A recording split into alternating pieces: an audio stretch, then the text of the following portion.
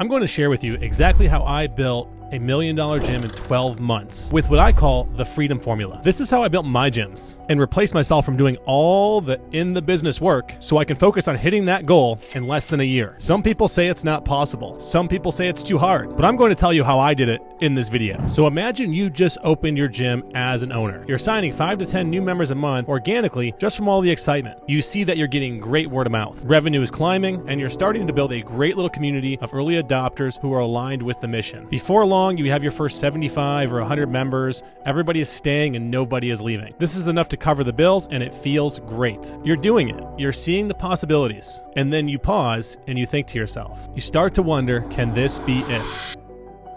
Can this be the business that helps me reach my hopes and dreams financially? You start to wonder, can I actually have the best of both worlds? Can I really own a gym with a thriving tribe, but also has the possibility to create wealth and riches for me? That would be so amazing. This was me about a year or two into my gym, and I had a lot of things going through my head, and I really wanted to capitalize on that momentum. And knowing what I know now, the first step is choosing the right business model. You need to choose the right business model because you have a brick and mortar business, and individualized attention is very, very hard to scale. It was Howard Schultz, the CEO of Starbucks, that said, profitability is essential if your business is going to reach its full potential. So it's super important your business has a model that can scale and can make a margin on every single customer that joins your gym. Yesterday, I was coaching a client who owns a personal training studio, and their big issue was they're working a ton of time in the business and having trouble making profits above their break-even number. So I began to ask them how much they're charging per session, and he said about $100 per hour. Then I asked him what his bills were, and he said it cost him about $5,000 a month to keep the lights on and pay all the bills. And then I asked him about his members, and he said most of his members want to train during the same 10 to 15 prime hours available during the week, and they all want him to coach those hours because he sells one-to-one coaching. So I asked him how much he has left after all the bills are paid every month, and he said about 30%. So his business model isn't really scalable because there is a time constraint. And then he also has what's called key man constraint. In order for your gym to scale, it needs to be able to serve many members at once, and it needs to be able to do it without you. So number one is you have to choose the right model. Number two is that you have to work really fast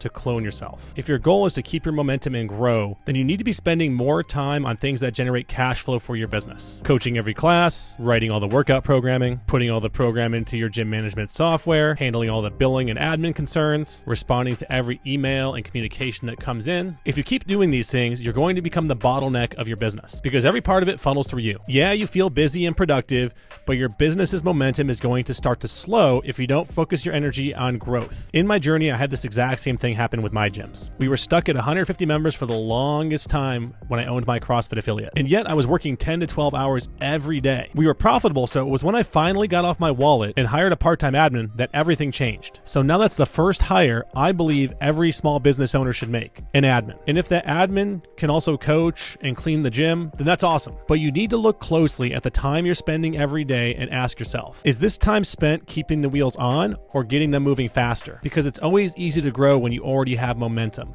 When you slow down and members start leaving and you haven't picked up on new growth, the business starts heading backwards. And it's really easy to get comfortable when you've reached a point of profitability and you're able to keep yourself busy every day. So make a list of all the menial tasks you do every week and find someone who can take those off your plate and pay them the 10 to 20 hours a week that they need to handle it. You'll be surprised how much better you breathe and how much more productive you actually are. The third thing you have to do is systematize your delivery. And that includes hiring and recruiting talented coaches who can carry out that system for you. The biggest mistake I made early on was thinking I was the only person who could provide my members a top-tier experience. And I can promise you that mindset was my fast track to burnout. Power is creating process. When you've got the right people in place, trained to provide what your offer promises, everything runs without you having to step in all the time. It's all about automating your member experience. You need to automate how your members interact with your gym and their experience. That's where process, systems, and even technology come into play. These days, you have email and text automations to help with your member journey and tools that guide your members step by step on how to behave like one of your best members. Everything can be automated. This way, your members feel supported every step of the way, and you're not constantly bogged down with concerns from your members on if they're doing the right thing or not. Because if you're the bottleneck, your business is going to stall every time you start adding new members into it. You're just going to see some go right out the back door. You can't be the bottleneck. And when you've systematized and trained your team, everything flows. Your members win faster, your business scales faster, and you're not stuck in the weeds. The fourth fourth step is to automate your organic and word-of-mouth lead generation. It's not enough just to rely on word-of-mouth traffic. It's limited and it's unpredictable. You can't guarantee when you're going to get it. And you can only ask your members so many times to tell their friends. And most of the best leads and future customers you're going to get are going to come from local search. So you need a process that makes sure your gym shows up at the top of local search on search engines like Google and Bing and others. Because when someone in your area is looking for a gym,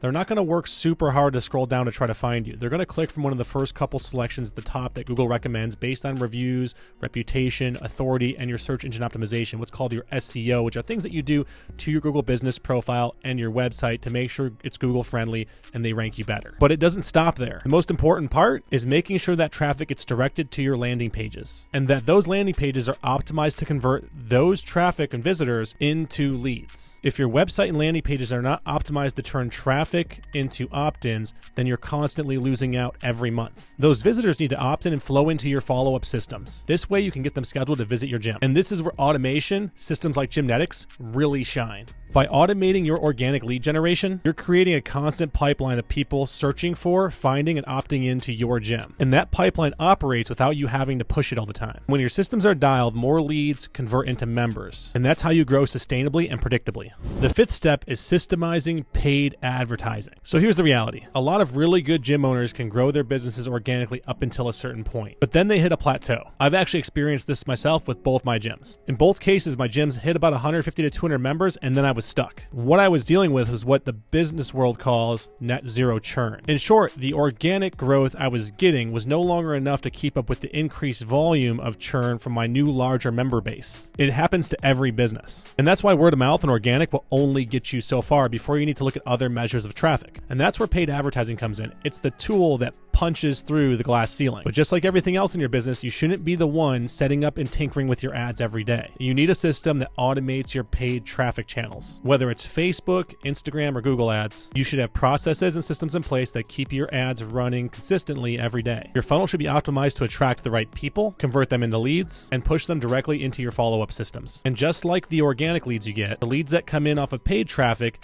need to be nurtured with the intention to get them scheduled to visit your gym automatically. And when you automate your paid traffic channels, you now have a predictable flow of leads that you can increase or decrease just by adjusting the budget. The sixth step is to scale your sales. So now that you've got lead gen covered and you know there's enough lead flow to sustain growth, it's time to scale up sales. And there are 3 ways you can do that. Number 1 is to get more customers without you having to be there. Number 2 is to make your existing customers worth more. And number 3 is to find ways to keep your existing customers longer. Let's go ahead and break this down. I remember with my gyms, as we begin to scale up, I delegated out all the in the business roles, and lead gen was starting to pick up. But then I started to feel a little bit trapped by the business. I was no longer doing the fun parts like being on the floor coaching members. I was focused on selling and bringing cash flow into the business, which was really important. Now, don't get me wrong, I love sales, and doing that for the first year to 2 years was really fun. But eventually it came to me that I was burning out because all I was doing was selling every day. And even though I enjoyed that, that became my new bottleneck. So it's all about maximizing the opportunity and creating a sales process someone else can take off your hands someday. And most people look at sales as kind of a random conversation, but there's actually a process and a method to it. And automating your front-end sales is key. You need a system and an offer that can take the prospect through a very repeatable journey, one that also guarantees that you as a business get the most out of the sales opportunity. And most importantly, it's something that you can hand off to someone else that can do it 90% as well as you can, and without needing constant oversight. The second part of scaling up sales is back-end sales. Ask yourself, what are the upsells and the cross-sells my members are already probably spending money on or want to spend money on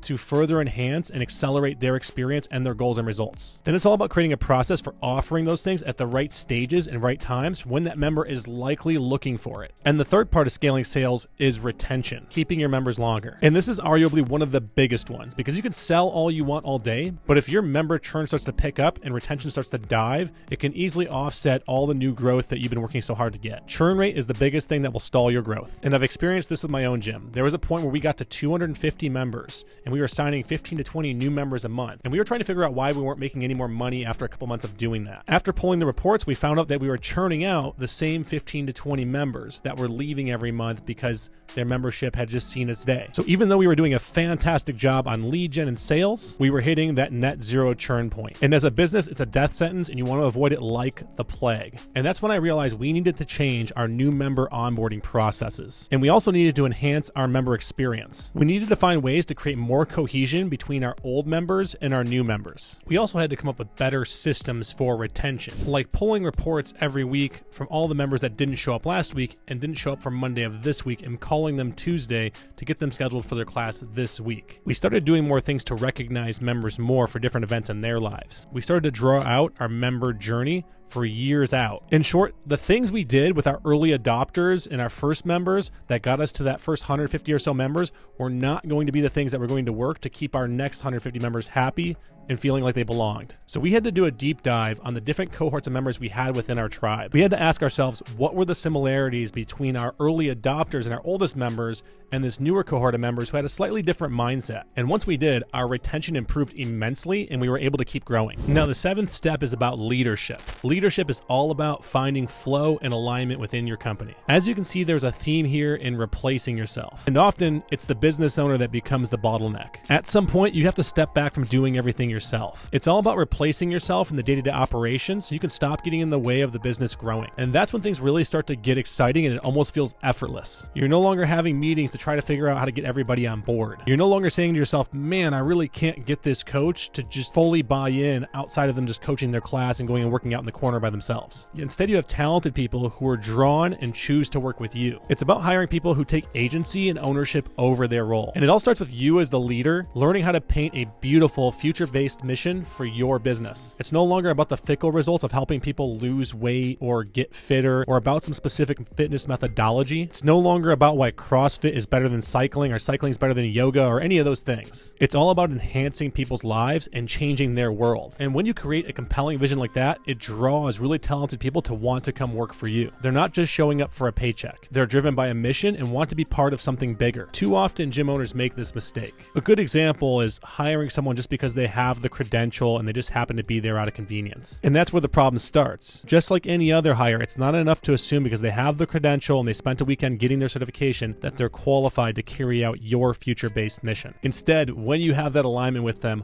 on your future-based mission, and there is a system in place, whether it's the marketing side of things, the customer support side of things, delivering on the promises you made to your members, you need to hire someone that can lead that department and take full ownership of it. And that's where the future-based mission comes into play. They are going to do a much better job if they feel like they're contributing to a much bigger picture. So start by creating a strong mission, and then only hire people who are aligned with that first and are ready to take ownership over their role. And when you do this, you'll stop being the bottleneck and your business will be able to flow without you. If you're an active gym owner looking for more ways to grow your gym, go to biglittlegyms.com and check out how we can help you grow. And if you found value in this video, don't forget that the like button and the subscribe button, and we'll see you on the next one.